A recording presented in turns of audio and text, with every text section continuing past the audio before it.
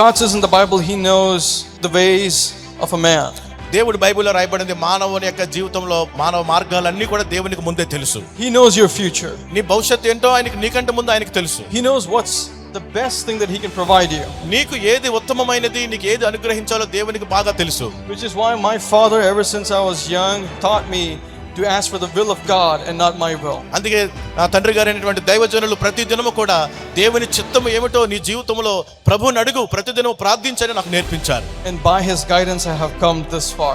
ఆయన యొక్క నడిపింపులో ఇంతవరకు కూడా నేను ఈ విధంగా రావడం జరిగింది. And I can vouch when I say that God's will is better than anything you can ask for. నేను మాత్రం ఖచ్చితంగా చెప్పగలను, దేవుని చిత్తము జరగాలని ప్రార్థించడమే ఉత్తమమైన అంశము. Pray without ceasing. ఎడతెగక ప్రార్థన చేస్తూనే ఉండండి. Pray with persistence. మరి నిలకడగా పట్టుదల కలిగి ప్రార్థించండి. But when you walk into the presence of God, let there be no pride and let there be no doubt in you. మీ హృదయంలో గర్వము గాని ఏ విధమైన సందేహము గాని ఉండకూడదు.